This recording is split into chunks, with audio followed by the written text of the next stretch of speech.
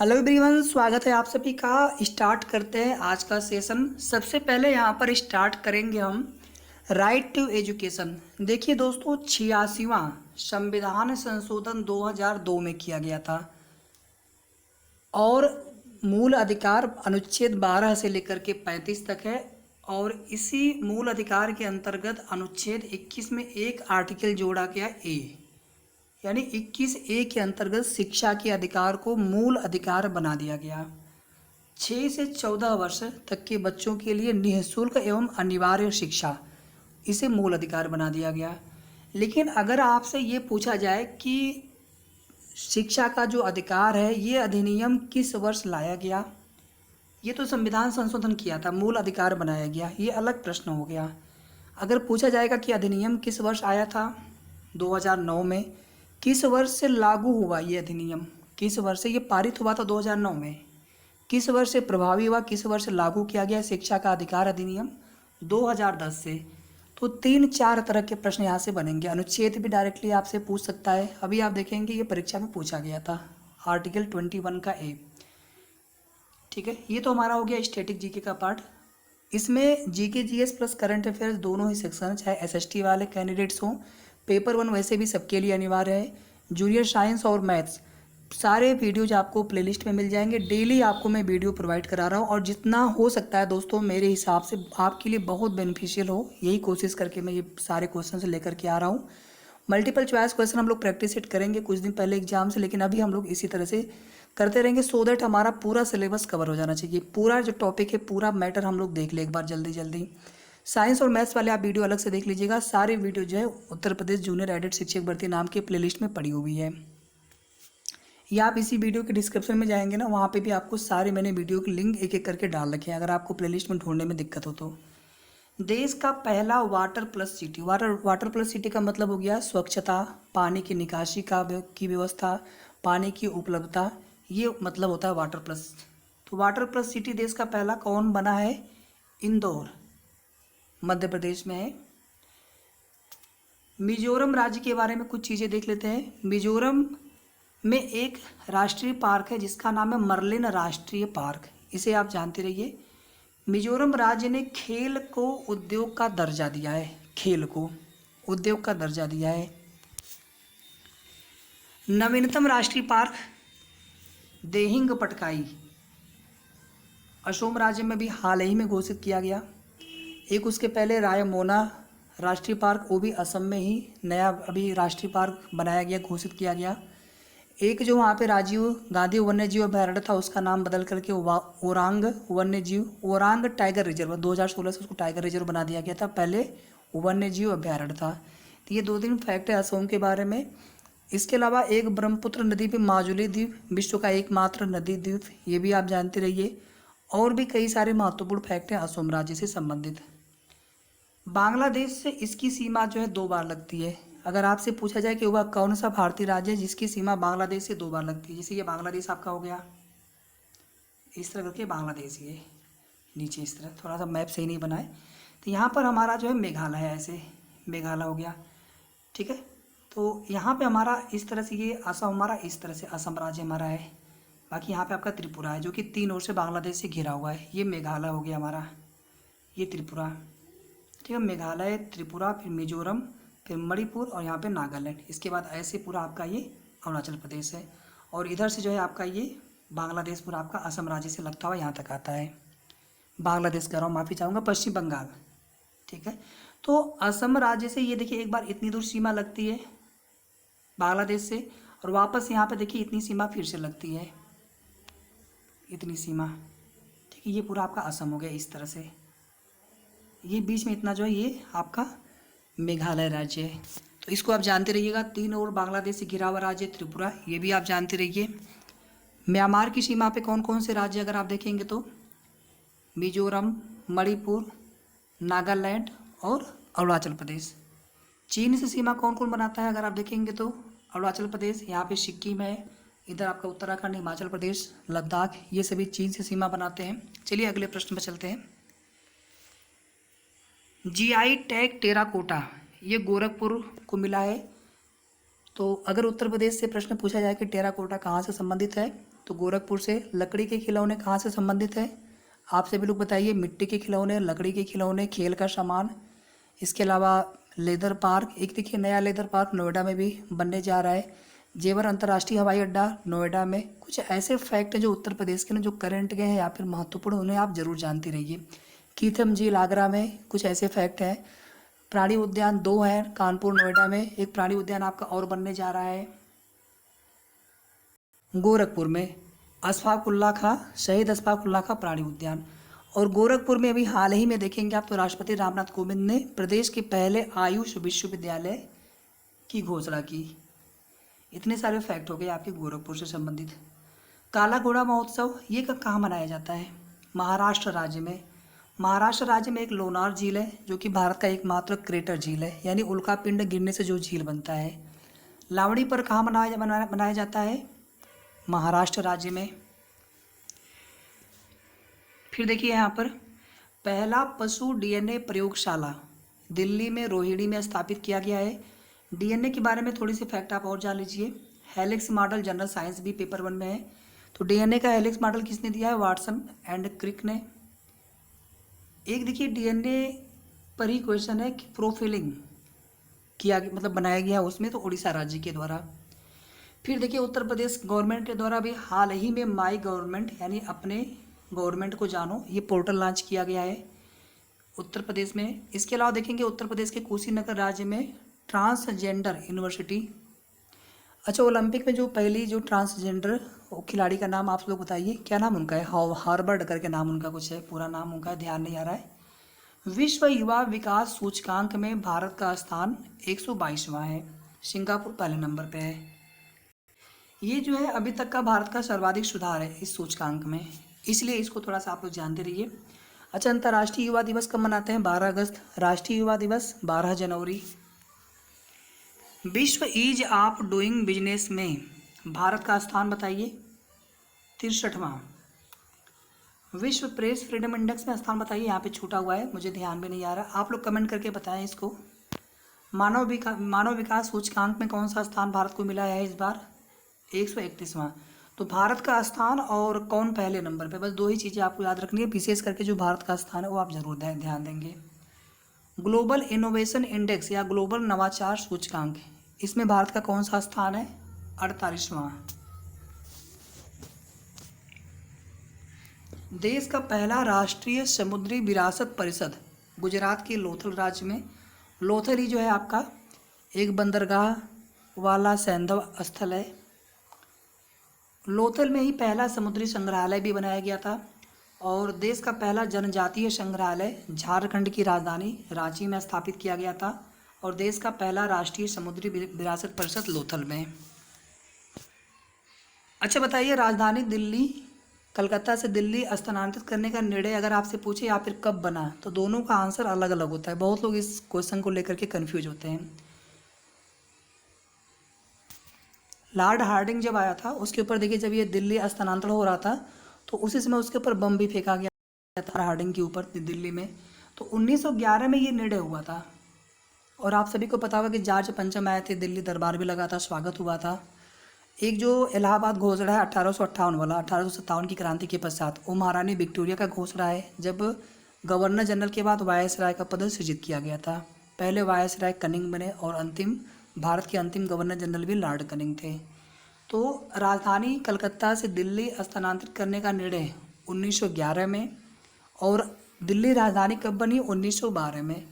एक क्वेश्चन देखिए और है कि जो भारतीय पुरातत्व विभाग, उसकी स्थापना जब की गई थी तो उसका मुख्यालय कलकत्ता में था, लेकिन जब दिल्ली स्थानांतरित हुई राजधानी तो उसका भी मुख्यालय कहाँ चला आया? दिल्ली चला आया। और 1861 में पहली बार जो पुरातत्व सर्वेक्षण का जो कार्य किसके नेतृत्व में किया गया था? कनिंघम के नेतृत्व में। ये सब प्रश्न पूछे गए हैं हाल की परीक्षाओं में। इसके बाद देखिए एक करंट अफेयर का क्वेश्चन है। ग्रीस एक देश यूरोपीय देश है जहाँ पर एक एविया द्वीप है, यहाँ पे जो है भीषण आग लग गई थी गर्मी की वजह से, इसको भी आप जानते रहिए। लद्दाख केंद्र शासित प्रदेश में जल माह मनाया गया। यही भी आप देखेंगे कि विश्व का सबसे ऊंची सड़क, विश्व के सबसे मूवी थिएटर, कई सारे यहाँ से रिलेटेड फैक्ट हैं। एक यहाँ पे विश्वविद्यालय बनाया जा रहा है, उस विश्वविद्यालय का नाम रहेगा सिंधु केंद्रीय विश्वविद्यालय लद्दाख में। प्लास्टिक यानी प्राकृतिक रूप से प्लास्टिक निर्मित हस्त कागज पेटेंट किसको मिला है? पेटेंट 20 साल के लिए दिया गया है। किसको मिला है ये पेटेंट? KVIC यानी खादी एंड ग्रामोद्योग, ये जो है MSME यानी लघु सूक्ष्म लघु और मध्यम उद्योग मंत्रालय के अंतर्गत खादी एंड ग्रामोद्योग एक स्वैच्छिक एक संस्थान है, और इसको जो है पेटेंट मिला है प्राकृतिक रूप से प्लास्टिक निर्मित हस्त कागज के लिए। एक देखिए प्रश्न यहाँ पर है, नीति आयोग। नीति आयोग की स्थापना कब की गई थी? 1 जनवरी 2015 में। घोषणा 2014 में ही हो गई थी जब मोदी जी आए थे जीत करके पहली बार। लेकिन ये बनाया के कब गया था नीति आयोग को? National institution for transforming India, 1 जनवरी 2015। इसका जो मुख्य उद्देश्य सहकारी संघवाद पे कार्य करता है। ये प्रश्न बहुत बार पूछा जा चुका है। राष्ट्रीय नवाचार इंडेक्स भी ये जारी करता है, बहुत सारे इंडेक्स जारी करता है। सहकारी संघवाद का मतलब हो गया कि केंद्र के साथ साथ राज्यों की भी उतनी ही भूमिका सुनिश्चित करना, केंद्र और राज्यों के बीच में एक सहयोगात्मक की भूमिका निभाने वाला। चलिए आगे।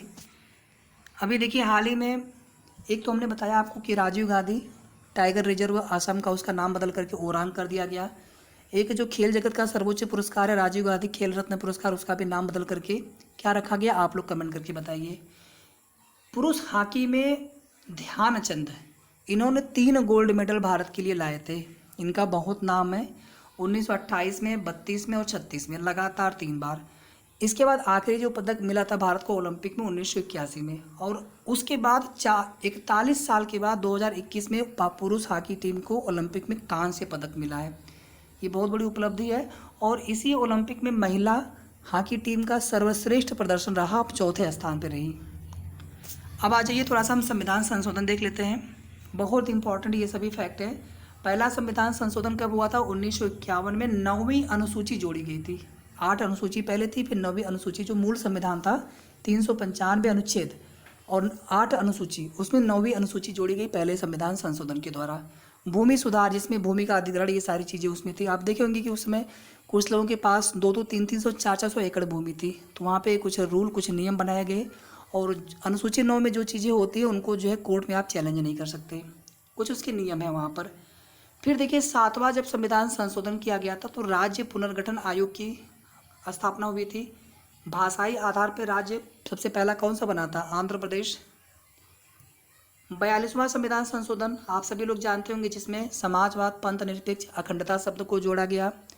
इसको मिनी संविधान भी कहा जाता है, लघु संविधान भी कहा जाता है। और इसी में जो है मूल कर्तव्य, सरदार स्वर्ण सिंह समिति के अनुशंसा पर मूल कर्तव्य को भी लाया गया, जिसको कि 51 के 1 में जोड़ा गया। कुल 11 मूल कर्तव्य वर्तमान में है, और कुल मूल अधिकार 6 हैं।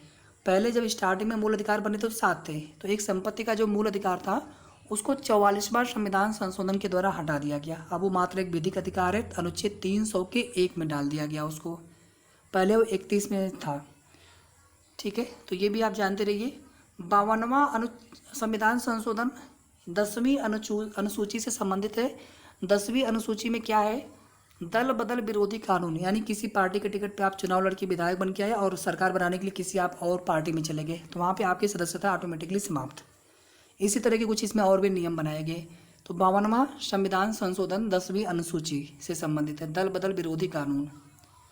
61वां भी बहुत ज़्यादा इंपॉर्टेंट है, 1989 में 61वां संविधान संशोधन, जिसमें मतदान करने की जो उम्र है, मतदाता उम्र है, उसको 21 से घटा करके 18 वर्ष कर दिया गया। 73वां और 74वां मोस्ट इम्पॉर्टेंट, 1992 में ये दोनों संविधान संशोधन किए गए थे। 73वां आपका पंचायती राज से संबंधित, 74वां आपका नगर प्रशासन से संबंधित। पंचायती राज ऐसे तो आपका 243 के 1 में कई सारे सब आर्टिकल लगा करके ये दोनों ही इसमें जोड़े गए। और ऐसे अगर आप देखेंगे तो अनुच्छेद 40 में ग्राम पंचायत के गठन का प्रावधान है। ये प्रश्न भी हाल ही में पूछा गया है। फिर देखिए 91वां संविधान संशोधन, जितने भी टोटल सीट्स रहेंगी, लोकसभा की सीट है टोटल 552, 2 मान लीजिए इंडो बांग्ला का, वो प्रावधान समाप्त कर दिया गया 104वां संविधान संशोधन के द्वारा। उन पर कोई अब जो है उसको पद को भरा नहीं जाएगा, मतलब वहाँ पे नॉमिनेट नहीं किए जाएंगे इंडो आंग्ल से। लेकिन वो सीटों की संख्या अगर आपसे पूछे तो 552 ही बताएंगे आप, क्योंकि 84वां संविधान संशोधन के द्वारा लोकसभा की सीटों की जो संख्या है उसे 2026 तक यथावत रखने का प्रावधान है। इसी तरह से राज्यों में भी इंडो आंग्ल के एक एक सीटों के आरक्षण का प्रावधान है, तो अभी वो चलते रहेंगे यथावत, 2026 के बाद से वो समाप्त हो जाएंगे। तो 104वां संविधान संशोधन में अगर आप देखेंगे तो SC ST जो रिजर्वेशन है उसको 10 वर्ष के लिए बढ़ाया गया, लेकिन इंडो आंग्ल का 10 वर्ष के लिए आगे नहीं बढ़ाया गया। यानी अब इंडो आंग्ल के सदस्य नॉमिनेट नहीं किए जाएंगे, राज्यों में राज्यपाल के द्वारा, केंद्र में राष्ट्रपति महोदय के द्वारा। ठीक है, तो यहाँ तक हो गया। ये हो गया आपका 100वां संविधान संशोधन। 3 बीघा कॉरिडोर जो बांग्लादेश के साथ साथ भारत का विवाद था उससे को लेकर के ये संविधान संशोधन किया गया था। 101वां GST, 1 जुलाई 2017 को GST लागू हुआ था। 102वां संविधान संशोधन OBC में राष्ट्रपति के अधिकार को लेकर के व्याख्या किया इसके अंतर्गत। फिर 127वां संविधान संशोधन विधेयक, एक तो संविधान संशोधन हो गया, वो कौन सा है, विधेयक कौन सा लाया गया था। कई संविधान संशोधन पारित नहीं भी हो पाते हैं ना, तो विधेयक की संख्या ज़्यादा होगी। तो 127वां संविधान संशोधन विधेयक के अंतर्गत जो OBC सूची बनाने का अधिकार राज्यों को दिया गया। अब जो है वहाँ पे NCBC आयोग से पूछे बिना भी वो सूची में जातियों को डाल सकते हैं OBC वर्ग में। 103वां संविधान संशोधन EWS को 10% आरक्षण से संबंधित है। मुझे लग रहा है कि इससे ज़्यादा कोई क्वेश्चन और नहीं पूछा जाना चाहिए संविधान संशोधन से संबंधित। तो इस वीडियो में आपका संविधान संशोधन का पूरा टॉपिक फिनिश, समाप्त। इसके अलावा मूल अधिकार, मूल कर्तव्य और भी कुछ महत्वपूर्ण चीज़ें हमने बताई आपको। फिर देखिए कुछ करंट के क्वेश्चन देख लेते हैं। जैसे माउंट मेरापी ज्वालामुखी विस्फोट हुआ, इंडोनेशिया में है ये। माउंट पावलोक ज्वालामुखी ये अलास्का में है। अलास्का जो है संयुक्त राज्य अमेरिका ने इसको रूस से खरीदा था काफ़ी पहले, जबकि आप देखेंगे तो ये कनाडा के ऊपर आपको दिखेगा, रूस की तरफ दिखेगा ये। तो अलास्का में पावलोक ज्वालामुखी है, माउंट पावलोक ज्वालामुखी। राख का उत्सर्जन यहाँ पे शुरू हुआ अभी हाल ही में। अलास्का को जो है 10,000 धुआंधारों की घाटी भी कहा जाता है। 10,000 धुआंधारों की घाटी, धुआंधारों नहीं, धुआंधारों की घाटी। माउंट ताल ज्वालामुखी ये फिलीपींस राज्य में है। विसुवियस ज्वालामुखी इटली में है। कोटोपैक्सी आप सभी लोग जानते होंगे।